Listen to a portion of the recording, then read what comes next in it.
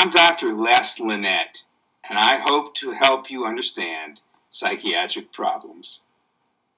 Much existing advice to parent victims has emphasized the courts, but many parents cannot afford the legal expenses in pursuing their parental rights. Furthermore, legal efforts are essentially irrelevant when children are adults. I will use the story of Huckleberry Finn to breathe life into this guide. Huckleberry Finn contains the following elements of parental alienation. 1. Seemingly good people indifferent to the cruelty of enslaving Jim, analogous to the seemingly good parent alienating the other parent and indifferent to the cruelty. 2. The hero of the novel, Jim, the slave, whose racist society believes it is okay to mistreat him, analogous to the targeted parent whose children believe it is okay to mistreat that parent. 3. Huck, a 13-year-old boy who has adopted prevailing racist assumptions about blacks, analogous to the child who has adopted alienating assumptions about the targeted parent. 4. And finally, a solution. Jim overcomes the deprecating assumptions about him. Huck even helps free Jim at the risk to himself of whatever moral or physical danger. Huck is a 13-year-old boy. His father is a Missouri town drunk on the Mississippi River. Huck learned in Sunday school that blacks are subhuman. Huck runs away from his abusive father. Hiding along the Mississippi River, Huck encounters Jim. Jim has run away from Miss Watson after hearing her talk about selling him to another plantation where he would be separated from his wife and children. Huck has learned that blacks don't care about their families like white folks do. Yet Jim, intelligent and caring, has escaped out of love for his family. Jim plans to buy them after he gets to a free state. Huck also learns that a reward has been offered for Jim's capture. Huck learned in Sunday school that runaway slaves are stolen property. If he doesn't return Jim to Miss Watson, he, Huck, will go to hell. But on the river, Jim becomes a surrogate father and friend, caring for Huck. He cooks for the boy and shelters him from some horrors they encounter. Jim talks about going to the Free States, planning to earn money to buy the freedom of his wife and children. Huck secretly resolves to return Jim to Miss Watson. He believes he has effectively stolen $800 from Miss Watson, the price the slave trader had offered for Jim. So, I got a piece of paper and a pencil and sat down and wrote, "Miss Watson, your runaway is down here 2 miles below Pikesville, and Mr. Phelps will give him up for the reward. Huck Finn." But Huck thought over the trip. They're floating along, talking, singing, laughing. He recalled how Jim would continue to stand watch on the raft instead of waking Huck for his turn, thus letting Huck sleep longer.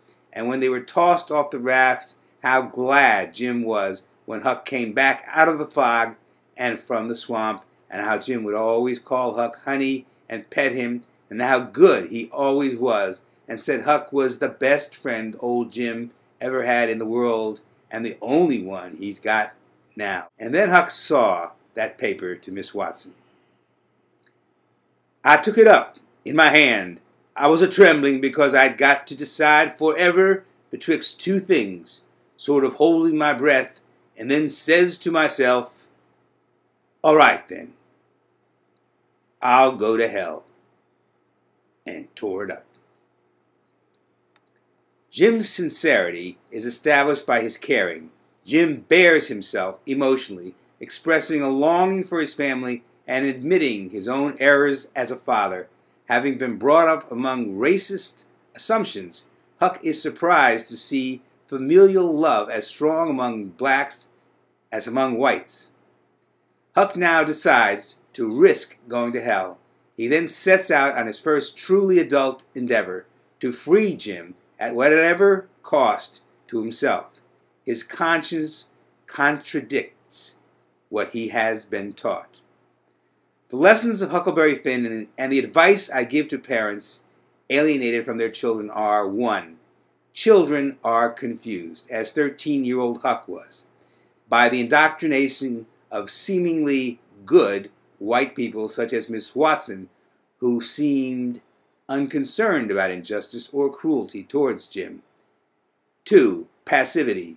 Some readers of Huckleberry Finn have criticized Jim as being too passive, but it is important to remember that without power, he remains at the mercy of every other character, including even a child, 13-year-old Huck, as the letter that Huck nearly sends to Miss Watson demonstrates. Jim must find ways of accomplishing his goals without colliding with those who control existing beliefs. In his position, he is unable to act boldly or speak his mind.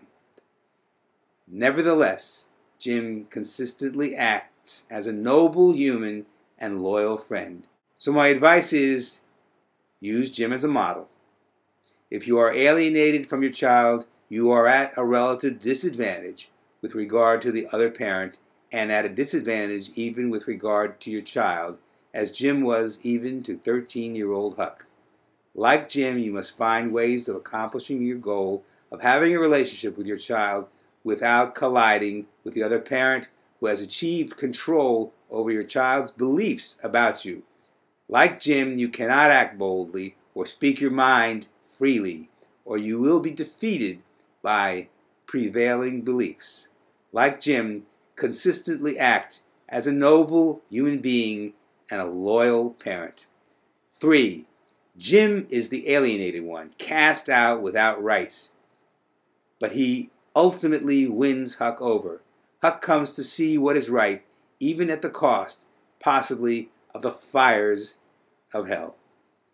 Your child, too, faces the prospect of punishment of one form or another at the hands of the alienating parent if your child dares to cross that parent's wish to excommunicate you. Your child faces a similar dilemma that Huck faced, but finally resolved when he said, "All right then, I'll go to hell," and tore up the letter to Miss Watson. Jim's sincerity is established most potently by his caring. You must not withdraw from your child. Jim displayed an honest sensitivity in admitting his own errors as a father. You have not been a perfect parent. Don't beat yourself up for your shortcomings. The child has been exposed, probably for years without your knowledge, to alienating assumptions about you. You need to counter this perception of yourself with nobility and loyalty, despite all. There is also a lesson from the Mississippi River itself. For Huck and Jim, the Mississippi River is the symbol of freedom. Alone on their raft, they do not have to answer to anyone. The river carries them toward freedom. For Jim, toward the free states. For Huck, away from his abusive father. Spend as much time as possible with your child, alone on your raft. Now don't go away. You can see a preview of my entire playlist.